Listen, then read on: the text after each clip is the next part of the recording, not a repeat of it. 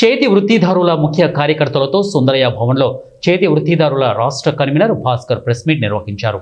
ఈ సమావేశంలో చేతి వృత్తిదారుల సంఘం రాష్ట్ర కమిటీ కన్వీనర్ ఎన్ భాస్కరయ్య మాట్లాడుతూ చేతి వృత్తిదారుల పట్ల ప్రభుత్వం చిన్నచూపు చూస్తోందని, వృత్తిదారులకు 200 యూనిట్లు ఉచిత విద్యుత్తు ఇస్తామని చెప్పిన మాట నెరవేర్చలేదని, ఆదరణ పథకం ద్వారా అధునాతనమైన పనిముట్లు చెప్పిన మాట ఏమైందని ప్రశ్నించారు.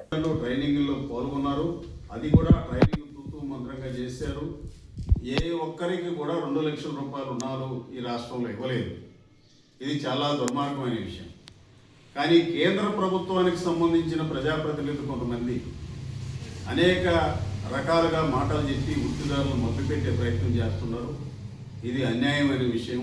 అందువల్ల కేంద్ర గవర్నమెంట్ చెప్పిన విధంగానే ప్రతి వృత్తిదారుని కుటుంబానికి 2 లక్షల రూపాయలు రుణాలు ఇవ్వాలని చెప్పి ఆంధ్రప్రదేశ్ చేతి వృత్తిదారుల సమన్వయ కమిటీ నుంచి మేము డిమాండ్ చేస్తున్నాం.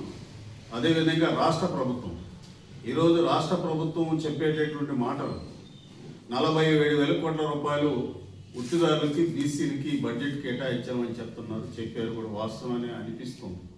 కానీ లెక్కల వరకే వాస్తవం. ఎక్కడ ఎవరికి రూపాయి కూడా ఖర్చు పెట్టినటువంటి దాఖలాలు లేవు.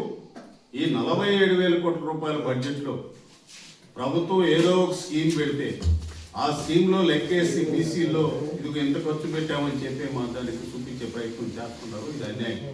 వృత్తిదారుల పిల్లల్లో ఈ రోజు కూడా అనేక మంది డిగ్రీలు, ఇంటర్మీడియట్, 10th క్లాసు చదివి నిరుద్యోగులు ఉండి ఉపాధి లేక అనేక ఇబ్బందులు పడే పరిస్థితి ఉంది వాళ్ళ కుటుంబాల్లో. మరి వృత్తిదారుల పిల్లలకి స్కిల్ డెవలప్మెంట్ ద్వారా ఒక 1000 కోట్లు 2,000 కోట్లు కేటాయించి ఉపాధి కల్పించే ప్రయత్నం చేయాలి. 5,000 కోట్ల రూపాయలతో 5 సంవత్సరాల కాలంలో ఉపాధి కల్పించే విధంగా అధునాతనమైన పరికరాలు ఇస్తామని చెప్పి చంద్రబాబు నాయుడు గారు చెప్పారు. 10,000 కోట్ల రూపాయలతో వృత్తిదారుల పిల్లలకి నీకు స్కిల్ డెవలప్మెంట్ ద్వారా ఉపాధి కల్పించే ప్రయత్నం చేస్తామని చెప్పారు. కానీ ఇది మాటల వరకే పరిమితం దాకా ఏ ఒక్క రూపాయి ఖర్చు పెట్టలేదు. ఏ ఒక్క వృత్తిదారుల కుటుంబంలో ఉండే బిడ్డ కానీ వృత్తిదారుడు కానీ ఈరోజు ఉపాధి పొందినటువంటి పరిస్థితి లేదు. ఇది చాలా అన్యాయము.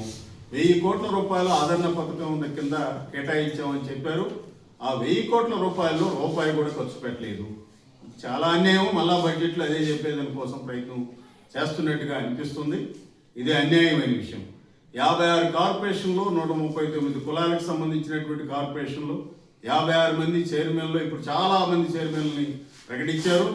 మరి వారికేమో 2 లక్షల రూపాయలు గౌరవ వేతనం ఇస్తున్నారు. తిరిగి మాటలు